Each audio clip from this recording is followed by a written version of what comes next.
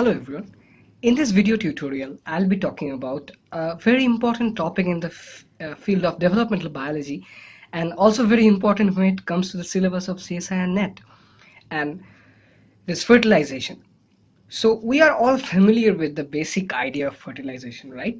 There is gametes, and the union of gametes takes place, and that leads to the formation of zygote, which gives rise to adult eventually. Now, in this video, I'll basically focus on sea urchin. Sea urchin. Now, sea urchin, it is a marine invertebrate. It belongs to the phylum echinodermata. And the way sea urchin fertilizes is known as external fertilization. External fertilization. Now, in external fertilization, as the name suggests, the fertilization takes place in the external environment as opposed to internal fertilization, where fertilization takes place inside the body of the participating pair. Now, in external fertilization, the main obstacle is that in the external environment, and especially in this case, in case of sea urchin, the external environment is the salty seawater. Now there are numerous different species of animals and plants of different variety. There are there in that salty seawater, and they all release their gametes, right? Now in that water there will be so many different kinds of gametes. So in the really dilute concentration, it is quite difficult for a particular gamete of one species to recognize its opposite gamete from that same particular species.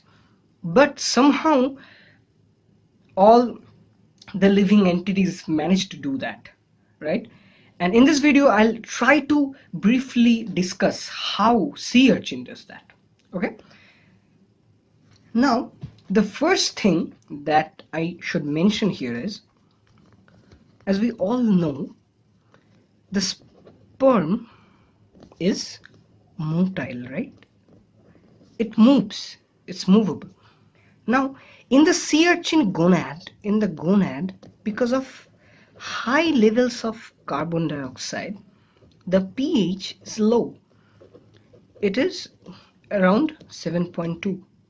Okay, so in this low pH, the sperm is non-motile, it's relaxed. But as the sperm is released into the water, in this case the seawater, the pH increases to around 7.6, and in this pH the sperm gains its motility. One particular protein that is of interest from this context is known as dynein. So this dynein is an ATPase, right? And it is present there in the flagellum of the sperm. Now, this dynein protein provides the sperm with its motility with the help of the inherent ATPase activity of the dynein. Okay, so as the sperm is released in the seawater, it gains its motility, its motile nature.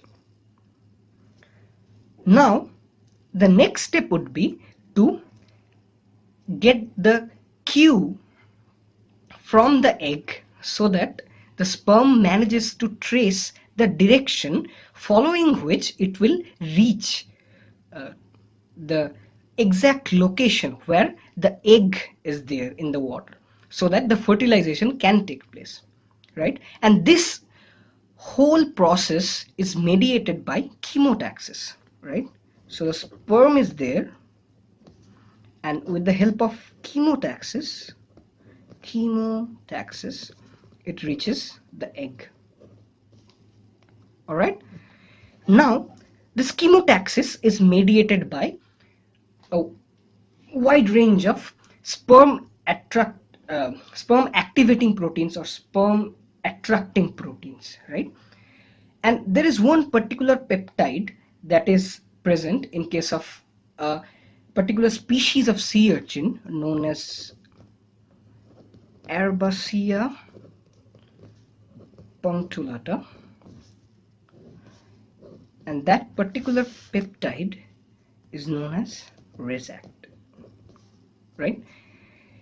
Now this resact is a 14 amino acid peptide, if I'm not wrong. Now this resact peptide gets recognized by the receptor present in sperm cell membrane. So its receptor is there in the sperm cell membrane, right? And as the resact binds to its receptor, it activates the downstream signaling pathway, and in this case the guanylate cyclase pathway, which elicits the cGMP response, and this cGMP response causes the opening of calcium channels, which results in the influx of calcium ion influx. And this calcium ion influx increases sperm motility. And the way it does is that this dynein gets activated along with another mitochondrial ATP generating machinery is also there, that also gets activated. So the basic idea is that in order for the sperm to move, the sperm requires ATP, right? So that ATP is generated with increase of calcium ion concentration, that which takes place with the help of the opening of the calcium channel, which opens because of this guanylate cyclase pathway activation, which gets activated because of the binding of this resact. So clear so far, I hope. So the sperm becomes motile because of this particular pH that is there in the salty seawater, and this protein from the sea urchin egg binds to the sperm and also enhances the motility. Along with that, it forms a gradient which gives the sperm its direction. So the sperm now has motility and it has direction, and now it can reach where the egg is located in the water.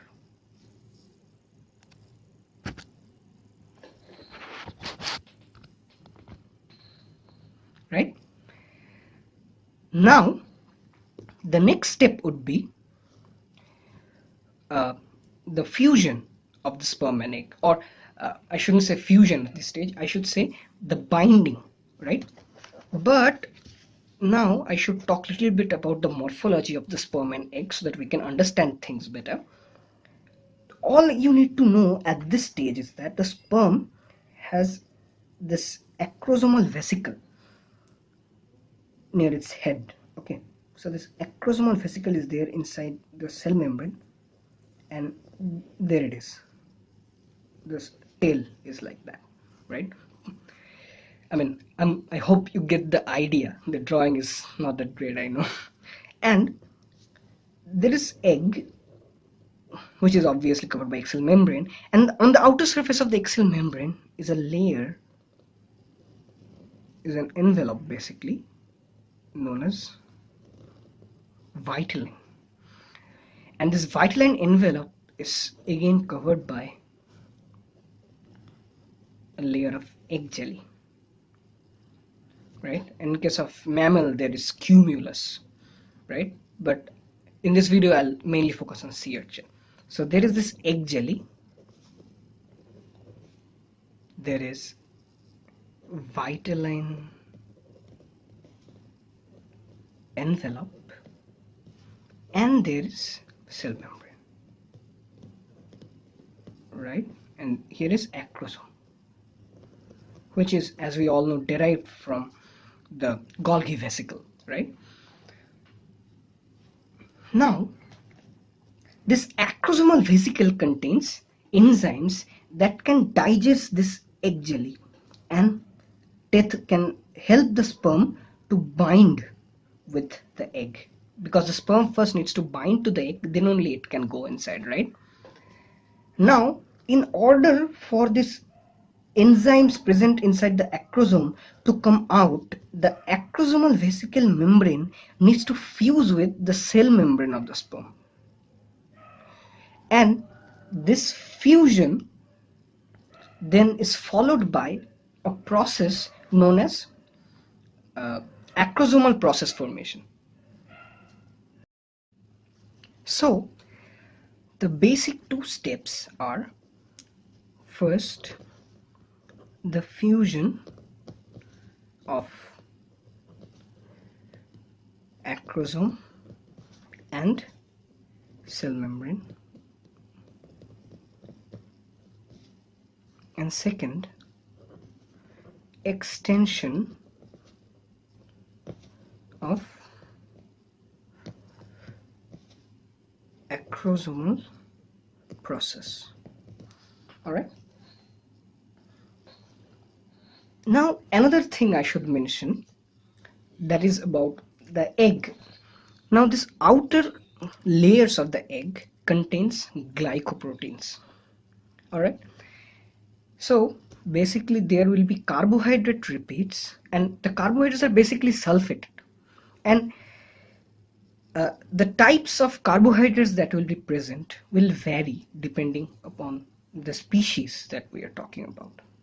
For example, the Strongylocentrotus purpuratus, that particular species will be having sulfated fructose residues. So now there is this abundance of sulfated glycoprotein residues on this outer surface of the egg. Now, this glycoproteins will be recognized with the help of the receptors that are there in the sperm. Now, as the sperm reaches the egg, so it will recognize this glycoprotein residues, and the receptor, okay, let me write it down, glycoprotein recognition by sperm. This will result in 3 different types of signals, if I say so. So the first one is the Ca2 channel openings. Another one is a sodium hydrogen antiporter opening, and the third one, which is really important, that is IP3 activation. Alright, and this IP3 activation takes place because this glycoprotein recognition causes, this IP3 activation takes place because this glycoprotein recognition causes activation of phospholipase.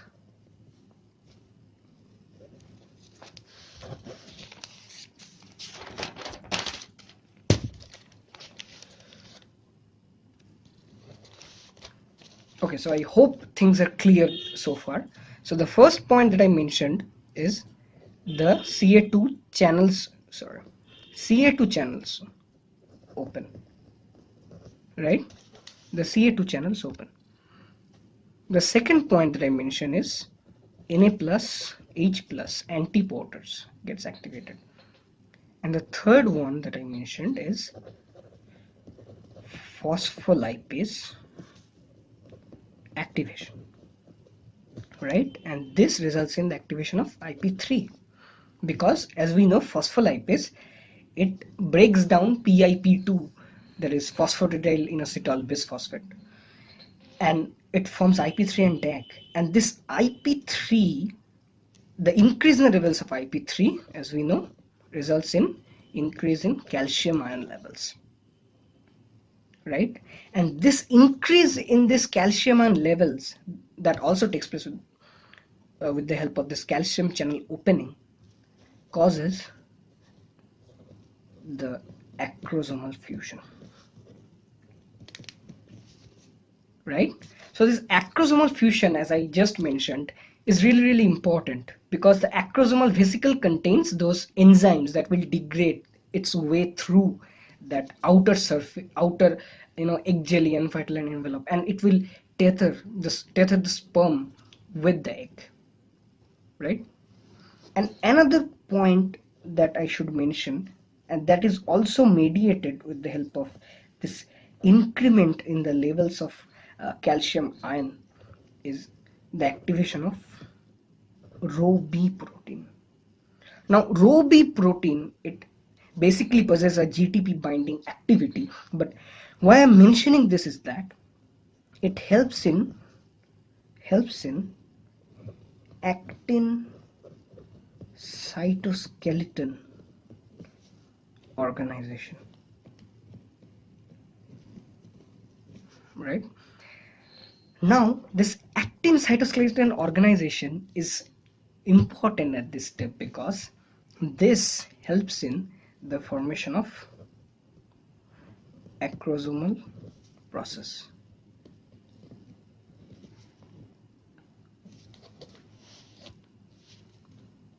So the acrosomal fusion is taking place, the acrosomal process is taking place. So what I have discussed so far is that in the salty seawater, because of the increment in the pH levels, the sperm is acquiring its motility, because the dynein protein is getting activated.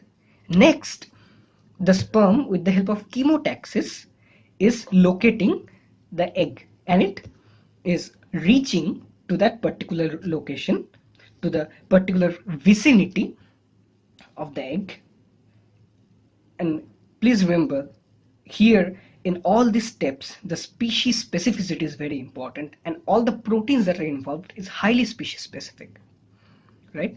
And once it is reaching that particular location where egg is there, near the vicinity of the egg, it is encountering the outer covering, that is the egg jelly. Now it needs to digest the egg jelly, it needs to degrade its way through, and that degradation is getting done with the help of the acrosomal fusion and acrosomal process formation. And that acrosomal fusion is taking place because the egg jelly has the glycoprotein residues, which is causing the activation of these three signaling pathways, that is resulting in the acrosomal fusion, and Rho-B activation is causing the acrosomal process formation, right? Now, this acrosomal process formation is really important, because this particular acrosomal process, this particular extension of the acrosomal process, it helps in tethering of the sperm to the egg, right? Now, another sets of protein that are really important at this stage, and that I should mention because those are really important, is bindin and EBR1.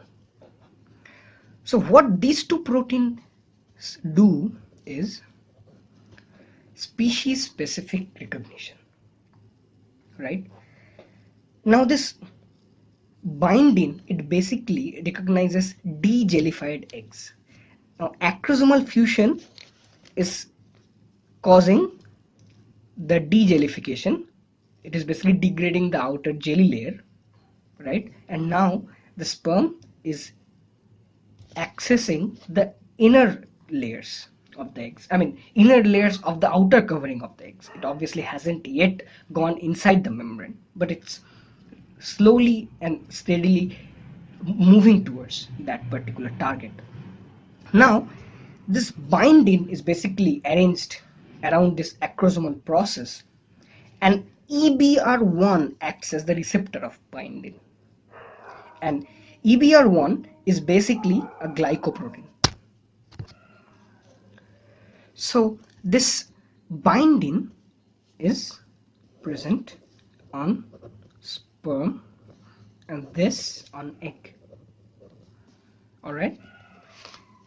Now this EBR1, which acts as a binding receptor, it aggregates into complexes, right? And hundreds of such complexes are required to basically tether the sperm with the egg. Alright. Now, so the jelly is digested, the acrosomal process is there to mediate the tethering, and this binding and EBR1 interaction is helping in that sperm egg attachment. Now, one particular point is really important at this stage, that is this kind of proteins like binding, which are basically gamete recognition proteins, so to speak, are really important in evolution of species. And what do I mean by that is, there are many very closely related species of sea urchin, right? Maybe species belonging to the same genus, and they will be having a high degree of homology among the various proteins that are present in their body. But proteins like binding are one of the most frequently evolving proteins, right? And because of this frequent evolution of these proteins like binding, even if there are many proteins that are really similar when it comes to the sequence similarity among the amino acids of those particular proteins like binding will never be similar. So basically the co-evolution of this gamete, like let me write this one, the co-evolution of gamete recognition proteins thus facilitates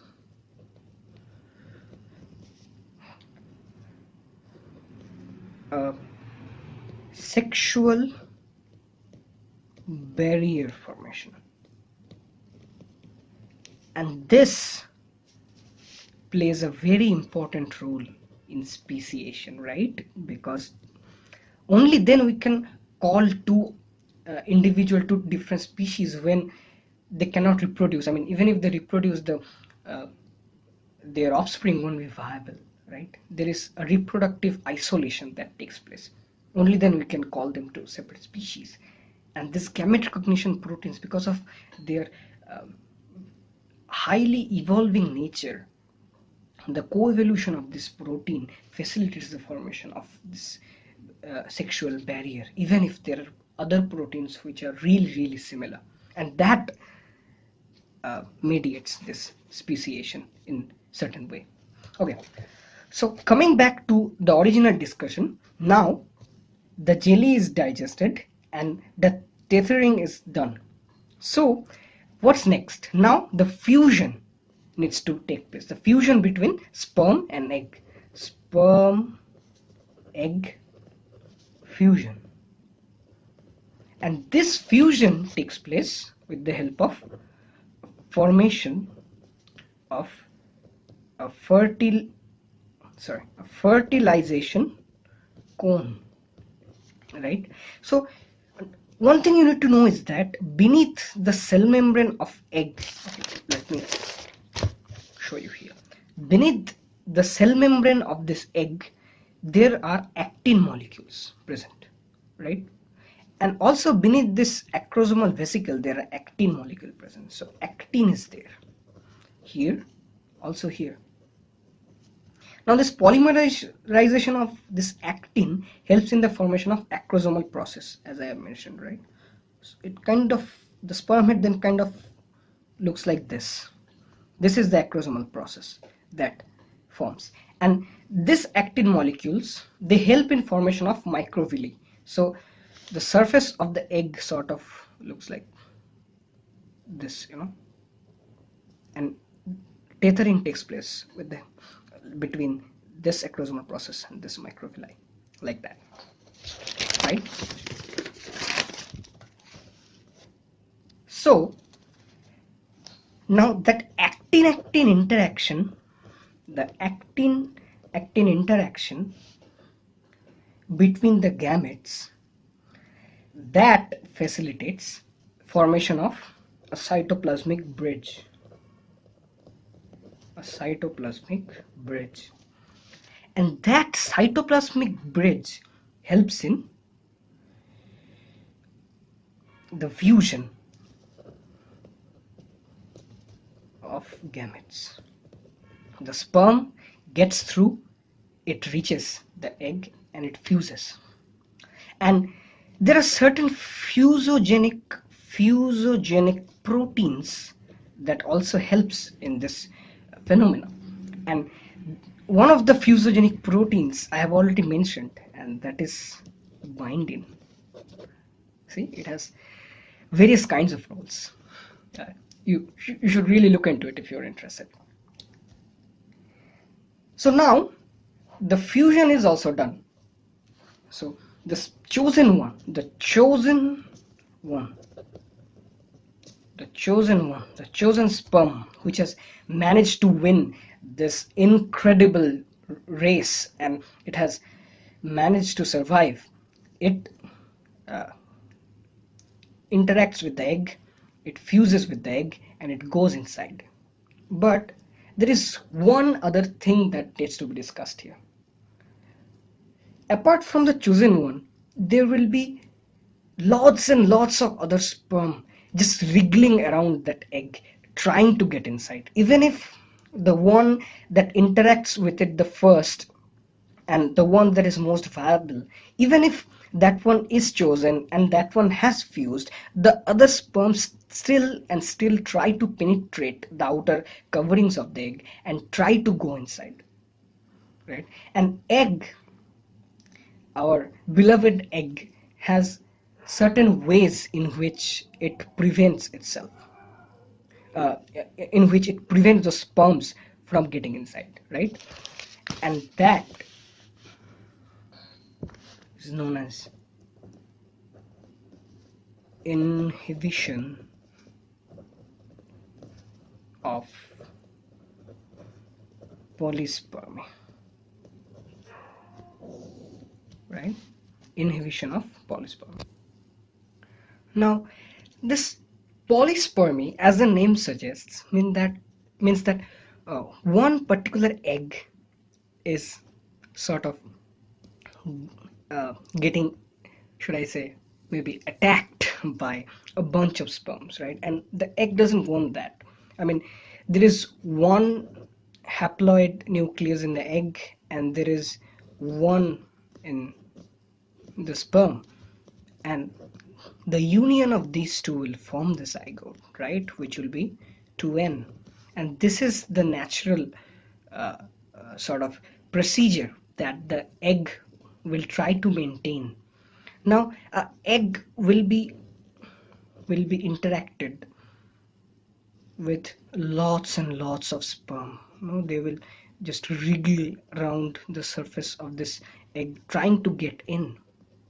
And even after, as I just mentioned, the first one, the chosen one, has bound to the egg surface and fused, the rest of the sperm still will try to get in.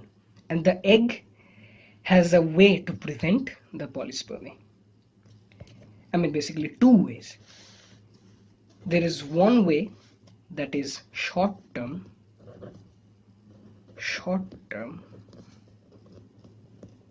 and that is known as fast block. And then there is another, which is the long-term process, which is known as slow block. Now this fast block to polyspermy basically uses the membrane potential. Okay, I'll elaborate it now. Now the seawater contains high sodium ions, and the sperm contains high potassium ions, and the seawater contains low K+, and the sperm contains low Na+, right? Now the resting membrane potential of the sperm, membrane potential of the sperm is negative. It's in negative 70 millivolt, right? Now after around 1 to 3 seconds of the binding of the sperm, that will fertilize the egg, increase, or I should say activation of sodium channels take place. Now this sodium channel activation causes sodium influx, and this sodium influx takes the resting membrane potential, it disrupts the resting membrane potential, and the membrane potential becomes positive. It becomes 20 millivolts, plus 20 millivolts. So from minus 70 to plus 20, right? And this positive voltage of the membrane, this voltage prevents the binding of the sperm with the egg surface. So there are proteins I just mentioned, right? For example, bindin I just mentioned. This binding protein, which acts as fusogenic protein, right? And also it acts as a species specific tethering molecule. This binding protein can't seem to function on this kind of positive membrane potential. So if we manage to artificially elevate the membrane potential to a positive number, then the sperms will no longer remain bound to the egg surface, right? So this is the basic idea. So with the help of this fast block to polyspermy, the membrane voltage becomes plus 20 millivolt, and the sperms are sort of gotten rid of by the egg. But this fast block to polyspermy is a transient procedure, right? It only lasts about a minute. But after that, what? After that, the egg cannot afford to let all the sperms enter inside, right? So there are ways in which the egg prevents it, and that long-term procedure that I was talking about, as I mentioned, is known as slow block. Now this slow block involves an organ known as granule. Now these cortical granules are present inside the cell membrane of the egg, and as the sperm tethers and it enters the sperm that is supposed to fertilize, there is an increased amount of calcium ion,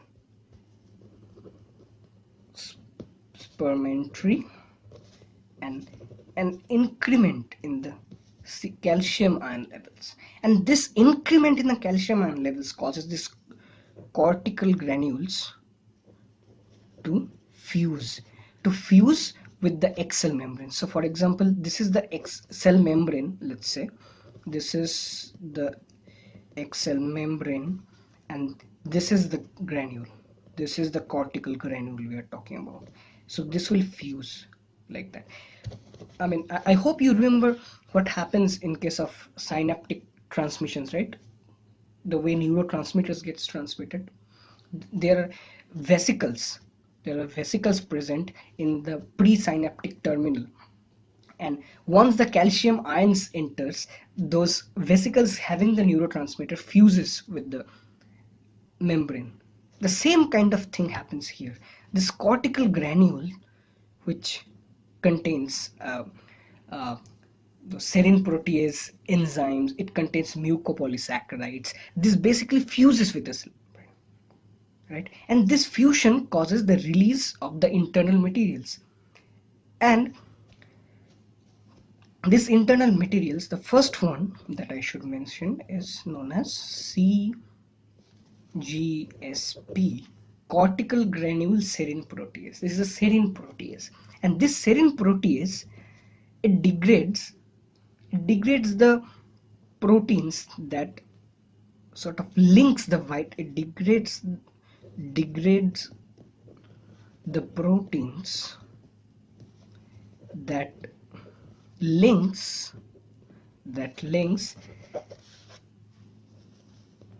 cell membrane with the vitelline envelope. So this protease decleaves those proteins that links the membrane vitelline envelope. So there is usually not much spacing in between the cell membrane and the envelope, but because of that CGSP, a spacing out is facilitated. So the membrane and the envelope starts to get further apart from each other. Now certain other factors come into play, and I mentioned the cortical granules contain mucopolysaccharides as well, right? So those mucopolysaccharides, for example, glycosaminoglycans, right? So these glycosaminoglycans, they are released, and these glycosaminoglycans, it again facilitates that spacing that we are discussing right now. So that spacing out is getting enhanced with the various factors that are present in the cortical granule. But obviously at this point, the envelope that I was talking about, that this envelope is no longer called an vitelline envelope. It is called fertilization envelope. So this fertilization envelope forms when the vitelline envelope interacts with the cortical granule proteins. And this fertilization envelope increases its distance from the cell membrane because of the secretions from the cortical granules, right? Now this fertilization envelope again gets stabilized, and this stabilization is mediated by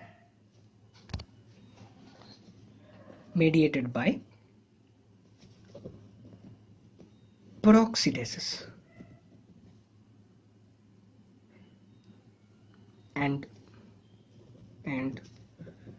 transglutaminases.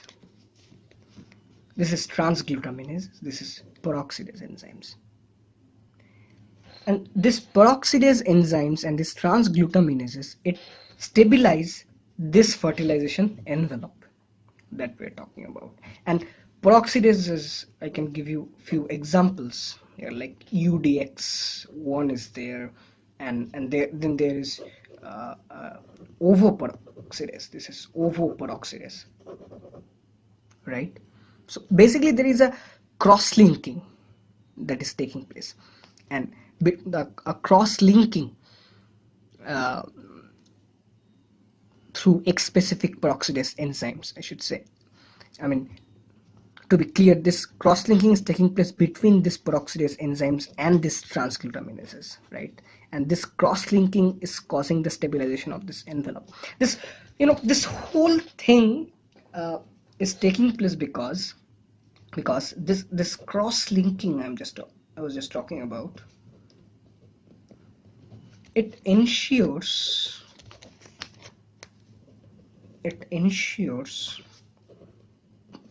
protection from shearing forces, because now at this particular stage the egg is thinking about how to protect the zygote, right? Because this is the slow block polyspermy, that no more sperm can enter. The sperm that is the one that is the most capable one, that is considered the most viable one, is now about to fertilize, and the zygote is about to form.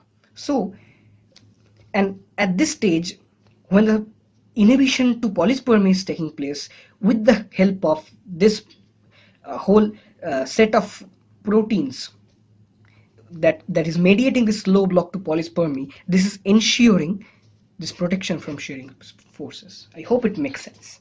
And there is another final cortical granule secretion, which is hyaline.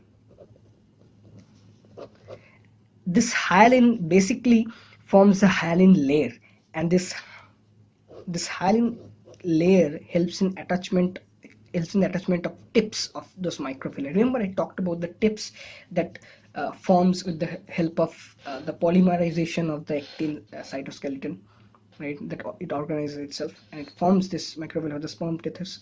So this layer, and when the egg develops, right, it undergoes cleavage, it forms blastomere, and this hyaline layer, it provides support to the blastomere. The hyaline layer supports blastomeres. Now one final thing, how this fusion of cortical granule and cell membrane taking place. How? I mentioned that it is taking place with the help of this calcium ion, right? But there is a particular pattern in which the quantity of the calcium ions increase, and this pattern is really characteristic one. From the site of the sperm entry, there is a pattern of increment of the calcium levels, and it sort of passes through the eggs. I mean, if you use any fluorophore that will bind to calcium ion, and it will give the fluorescence once it recognizes the calcium ion, it sort of will give you the pattern, right? So this calcium ion, it's not coming from outside, it is inherent calcium ion. It is getting formed with the help of the internal signaling pathways, the various signaling pathways that is mediating this whole fertilization procedure. And that internal calcium ion sort of forms a wave from the site of sperm entry point, and it moves. And that wave of calcium ion is seen if you use a particular fluorophore. It looks quite beautiful. So this was sort of the brief overview of with minor details that I tried to mention, and I hope that you got a basic idea about how fertilization is taking place in the invertebrates. So to sum up what I talked about in this video tutorial was that in the salty seawater, the pH is ensuring sperm motility, right? And then with the help of chemotaxis, the egg is being located, right? And those chemotactic factors are playing their important role in activating dynein ATPases, which is again providing the sperm with its motile capabilities, right? And then once the sperm is reaching the egg, the acrosomal reaction is taking place, right? And this is taking place because the glycoprotein that is present on the outside of the egg jelly, it's getting recognized by the species specific glycoprotein receptors, right? And then acrosomal fusion is taking place.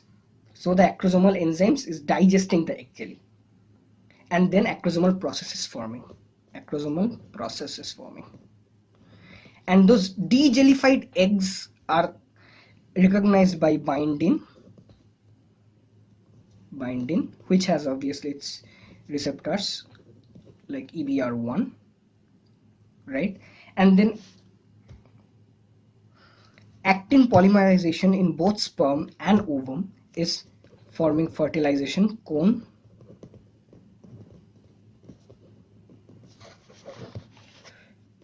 The gamete fusion is taking place, and that leads to the formation of zygote. And inhibition to polyspermy is being ensured, right? So hope you got the whole idea.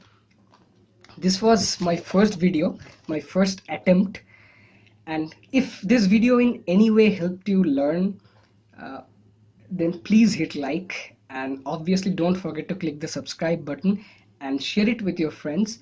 I hope to come up with more videos like this as I keep studying myself, and till then, bye bye, and I hope to see you soon. Have a nice day.